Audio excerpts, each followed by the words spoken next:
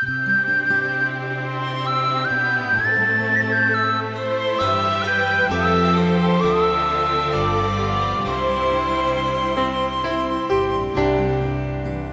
సోదరీ సోదరులారా, శ్రోతలారా, ఈ రోజున మనం నెహెమ్యా గ్రంథం ప్రారంభిస్తున్నాము. ఈ గ్రంథంలో ఎన్నెన్నో ఆసక్తిదాయకమైన విషయాలు మనం వింటాము. ఈ గ్రంథమంతా నెహెమ్యా ఆత్మకథలాగా ధ్వనిస్తుంది. నేను అంటూ ఉత్తమ పురుష సర్వనామంతో మాట్లాడే నెహెమ్యానే ఈ గ్రంథ రచయిత అని స్థూలంగా చెప్పవచ్చు. ఈ గ్రంథంలో ఎన్నో చారిత్రక అంశాలున్నాయి. బైబిలు చరిత్ర గ్రంథాలలో ఇదే చిట్ట చివరిది. ఒకవేళ ఎజ్రా, నెహెమ్యా ఇద్దరూ కలిసి రాశారా అనిపిస్తుంది. ఈ రెండూ హీబ్రూ భాషలో జంట గ్రంథాలు. నెహెమ్యా యాజకేతరుడు, అర్చకేతరుడు, ఎజ్రా యాజకుడు. ఎజ్రా గ్రంథంలో దేవాలయ పునర్నిర్మాణాన్ని గురించి, నెహెమ్యా గ్రంథంలో దేవాలయ ప్రాకారాన్ని గురించి, గోడలను గురించి చెప్పబడింది. ఎజ్రా గ్రంథంలో ప్రజల పునరాగమనం, మత విషయిక వార్త. నెహెమ్యా గ్రంథంలో ప్రజల రాకడ రాజకీయ ప్రయోజనం గలది. ఎజ్రా బైబిలు జ్ఞానంతో నిండిన యాజకుడు, శాస్త్రి. నెహెమ్యా పనివాడు, పని చేయించగల వ్యవహారవేత్త. పారసీక రాజదర్బారులో నెహెమ్యా గొప్ప ఉద్యోగి. అయినా నెహెమ్యా మనసు ఎల్లప్పుడూ దేవుని మీద, ఆధ్యాత్మిక విషయాల మీద, దేవుని ప్రజల మీద ఆసక్తి కలిగినదై యెరూషలేములో దేవాలయ నిర్మాణమందు లగ్నమై ఉన్నది.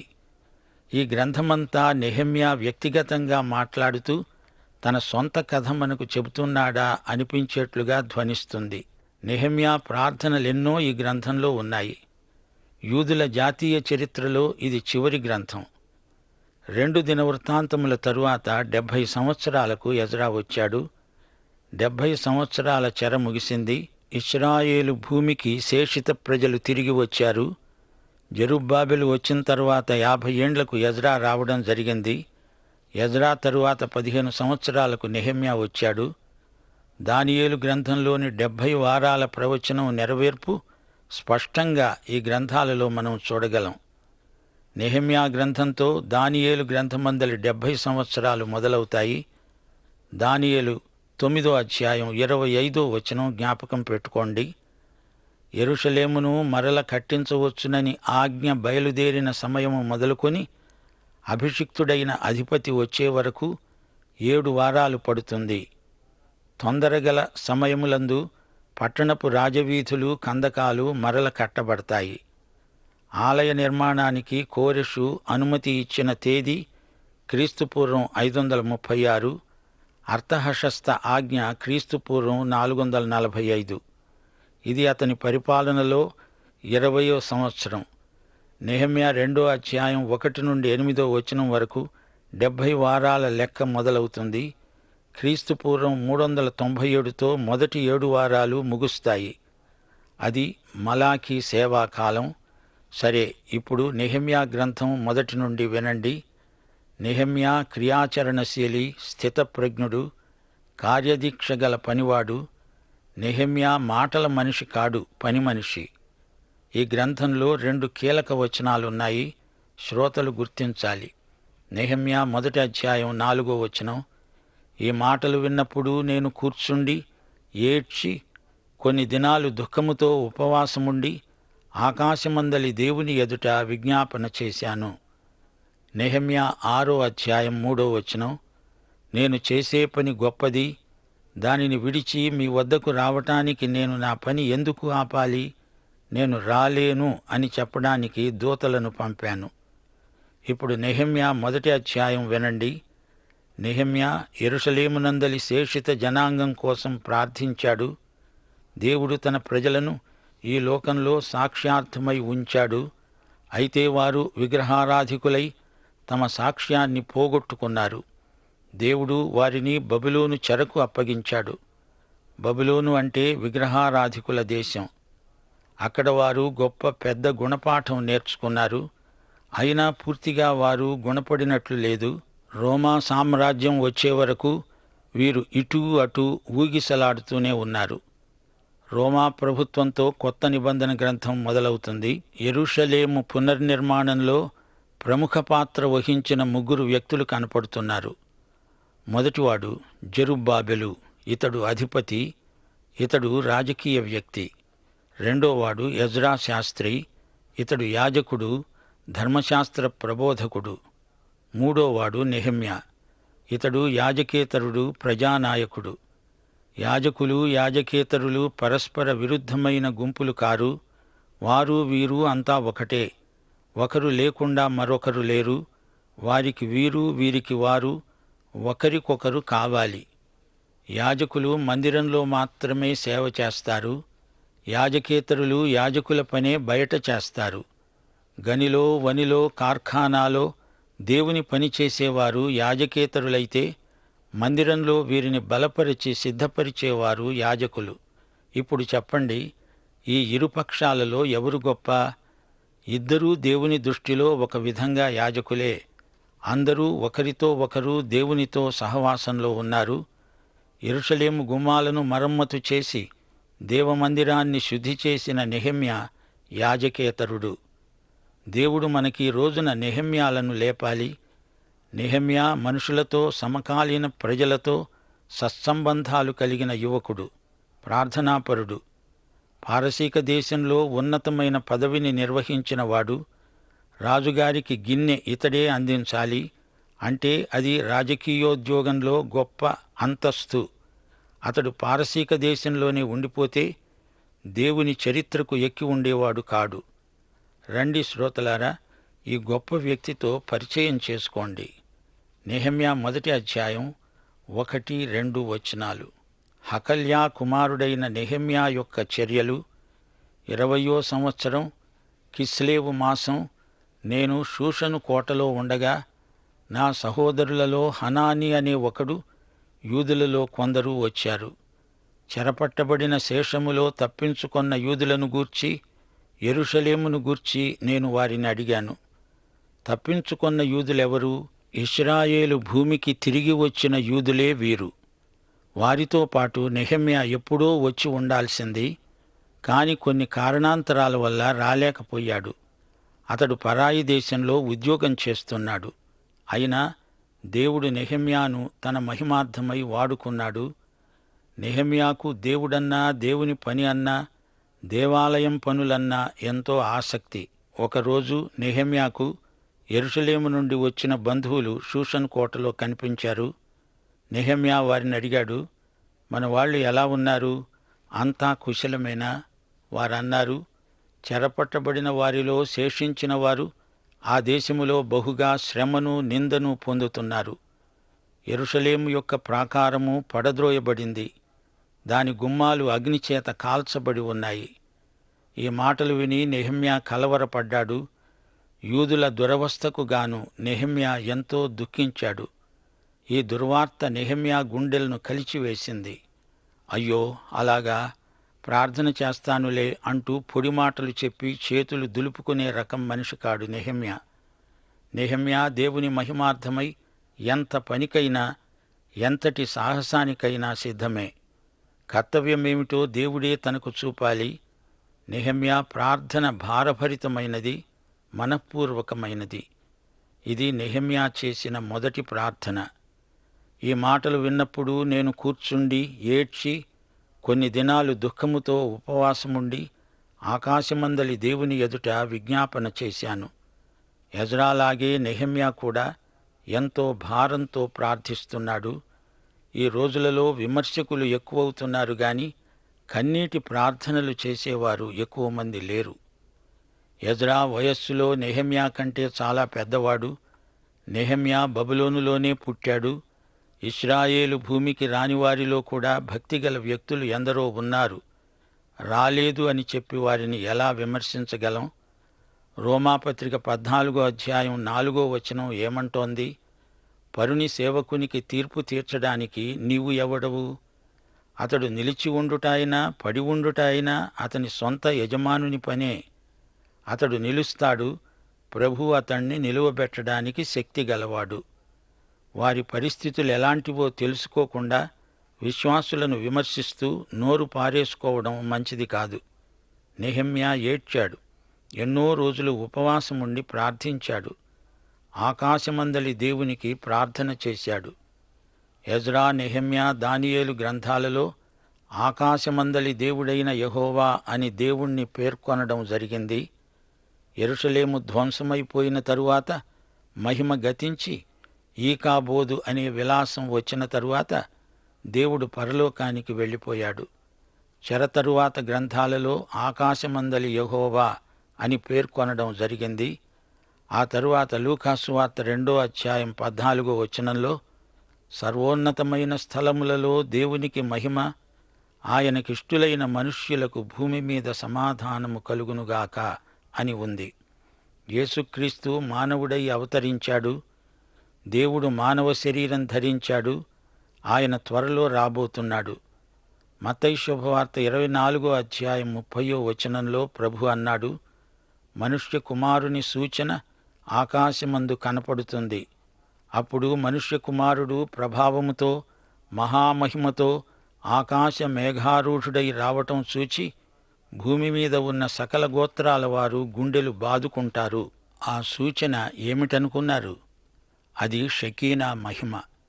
ప్రియ సోదరీ సోదరులారా, దేవుని మహిమ తిరిగి రాబోతోంది. నెహెమ్యా తన ప్రార్థనలో ఆకాశమందలి యెహోవా అంటూ సంబోధిస్తున్నాడు. నెహెమ్యా 1వ అధ్యాయంలో, తిరిగి 9వ అధ్యాయంలో కూడా గొప్ప ప్రార్థన ఉంది. ఆకాశమందున్న దేవా యెహోవా, భయంకరుడవైన గొప్ప దేవా, నిన్ను ప్రేమించి నీ ఆజ్ఞలను అనుసరించి నడిచేవారిని కటాక్షించి వారితో నిబంధనను స్థిరపరిచేవాడా, నీ చెవియొగ్గి నీ నేత్రాలు తెరిచి నీ సన్నిధిలో దివారాత్రము నీ దాసులైన ఇశ్రాయేలీయుల పక్షముగా నేను చేసే ప్రార్థన అంగీకరించు. భయంకరుడైన దేవా అంటున్నాడు నెహెమ్యా. భయంకరుడు అంటే ఆయన తీర్పరి. పాపులను కాదు, పాపానికి ఆయన శిక్ష విధిస్తాడు. పాపం చేసేవారికి ఆయన భయంకరుడు గాని దేవుని బిడ్డలకు ఆయన ప్రేమమయుడు, వాత్సల్యపూర్ణుడు. నెహెమ్యా ప్రార్థిస్తున్నాడు, నీకు విరోధముగా పాపము చేసిన ఇశ్రాయేలు కుమారుల దోషాన్ని నేను ఒప్పుకుంటున్నాను. నేను నా తండ్రి ఇంటివారు పాపం చేసి ఉన్నాము. నీ ఎదుట బహు అసహ్యంగా ప్రవర్తించాము.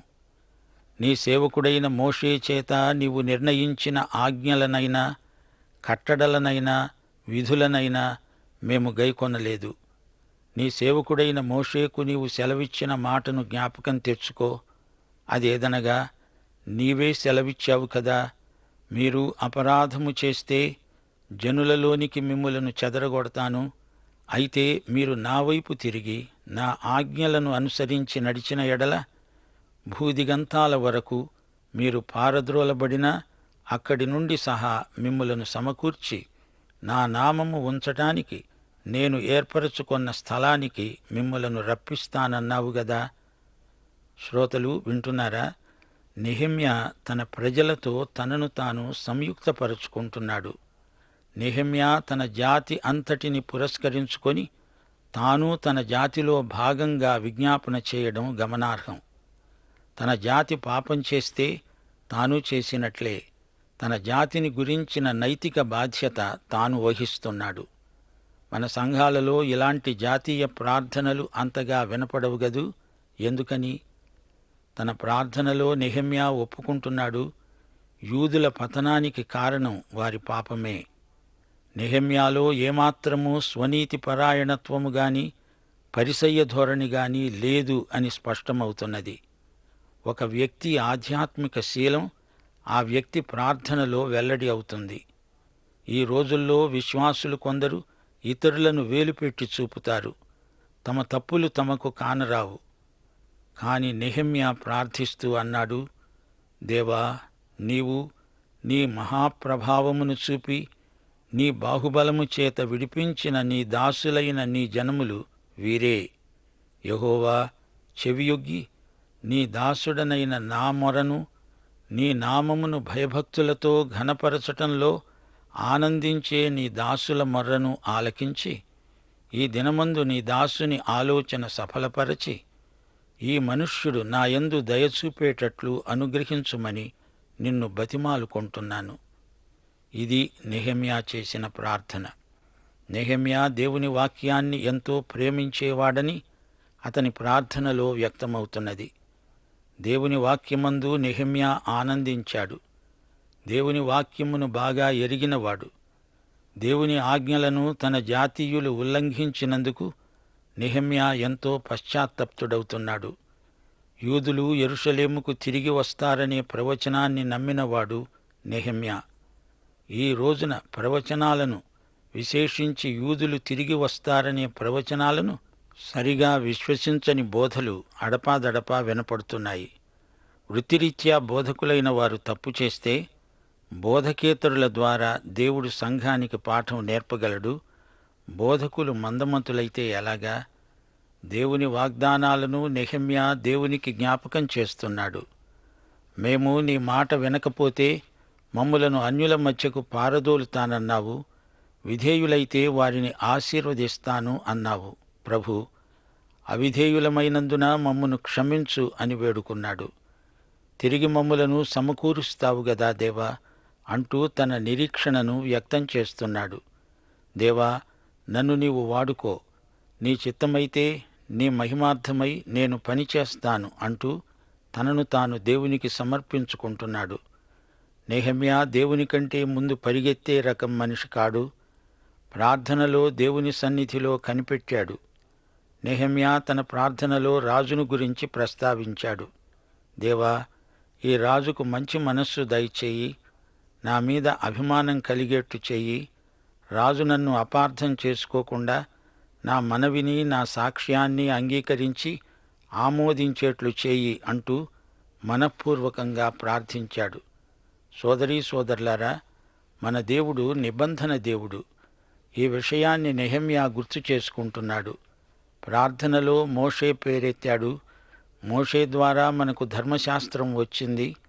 అయితే క్రీస్తు ద్వారా మనకు కృప వెంబడి కృప లభించింది. క్రీస్తునందు ప్రతి ఆధ్యాత్మిక ఆశీర్వాదము మనకు సమృద్ధిగా లభిస్తుంది. ఇశ్రాయేలు ప్రజలు విముక్త ప్రజానీకం. దేవుడు ఏది చెబితే అది చేయడానికి నెహెమ్యా ప్రార్థన ద్వారా సిద్ధపడుతున్నాడు. నెహెమ్యా తన పితరుల పట్టణం, వాగ్దత్త భూమి అయిన యెరూషలేమును జ్ఞాపకం చేసుకొని శిథిలమైపోయిన ప్రాకారాలను, గుమ్మాలను గురించి కన్నీరు మున్నీరుగా విలపించాడు. మనం కూడా ఈ రోజున దేవుని రాజ్యాన్ని, ఆయన నీతిని మొదట వెదకాలి. ఆయన రాజ్యం రావాలి అనే నినాదం మనలో మారుమోగాలి. నెహెమ్యాలాగా పట్టువిడువక ప్రార్థించాలి. నెహెమ్యాకు దేవుడు చూపిన దర్శనానికి అతడు విధేయుడయ్యాడు. ప్రాకారము పట్టణానికి ఆయువు పట్టులాంటిది. క్రీస్తుపూర్వం 516లోనే దేవాలయం పూర్తి అయినా తరువాత 70 సంవత్సరాలు ప్రాకారాలు శిథిలావస్థలోనే ఉండిపోయాయి. యెరూషలేము పట్టణానికి బలము, కాపుదల, అందము ప్రాకారంలోనే కదా ఉన్నది. దేవుడు నెహెమ్యా హృదయంలో ప్రాకారాలు మరమ్మతు చెయ్యాలనే ఆశ పుట్టించాడు. అట్టి పని కోసం దర్శనం చూపించాడు. ఈరోజు దేవుని బిడ్డలు కట్టవలసింది ఎంతో ఉంది. ఈ పనికి నెహెమ్యా లాంటి దర్శనం కలిగిన యువకులు కావాలి. ప్రార్థన ద్వారానే ఎజ్రా, నెహెమ్యాలు ఈ గొప్ప కార్యానికి సిద్ధమయ్యారు. ప్రార్థన, క్రియాచరణ ఈ రెండూ కలిసి మనలను ముందుకు నడిపిస్తాయి. నెహెమ్యా గొప్ప నాయకుడు. సమస్య ఎదురైనప్పుడు అది పరిష్కారమయ్యేదాకా నిద్రాహారాలు మాని పనిచేశాడు. ఆలోచనతో పాటు క్రియాశీల ప్రగతి అవసరం. సోదరుడా, సోదరి, నెహెమ్యా లాంటి వారవండి. యేసుక్రీస్తు మనకు మాదిరి నాయకుడు. ఈరోజు పాఠంలోని ముఖ్యాంశాలు: 1. నెహెమ్యా యాజకేతరుడు, ఎజ్రా యాజకుడు. ఈ ఇద్దరినీ దేవుడు తన మహిమార్థమై వాడుకున్నాడు. దేవునికి ఇద్దరూ కావాలి. ఈ ఇద్దరిలో ఒకరొకరికి కావాలి. 2. నెహెమ్యా గొప్ప ప్రార్థనాపరుడు. అతడు ప్రార్థన చేసి పనికి పూనుకున్నాడు. పని మొదలుపెట్టి ప్రార్థించడం కాదు, ప్రార్థన చేసి పని మొదలు పెట్టాలి. ప్రార్థిస్తూ పని చేయాలి, పని చేస్తూ ప్రార్థించాలి. ఈ విషయంలో నెహెమ్యా ఎంతైనా ఆదర్శప్రాయుడు. 3. దేవుడు మనకు అప్పగించిన పని గొప్పది. పని మధ్యలో సైతానీయ ప్రలోభాలకు లోనై వెళ్ళిపోకూడదు. నెహెమ్యా రానని ఖండితంగా చెప్పాడు. 4. నెహెమ్యా రాజదర్బారులో తనకున్న పలుకుబడిని, రాజుగారికి తన మీద ఉన్న అభిమానాన్ని సద్వినియోగపరుచుకొని దేవుని పనికి దోహదపడేట్లు చేసుకున్నాడు. మనం కూడా దేవుని పనికి అవకాశాలన్నిటినీ పూర్తిగా వినియోగించుకోవాలి. ఇవి నేటి పాఠంలోని ముఖ్యాంశాలు. పాఠం ముగిసింది. ప్రభు అయిన యేసుక్రీస్తు వారి దివ్యకృప, తండ్రి అయిన దేవుని పరమ ప్రేమ, పరిశుద్ధాత్మ యొక్క అన్యోన్య సహవాసము, సమాధానము మనకందరికీ సదాకాలము తోడై ఉండునుగాక. ఆమేన్.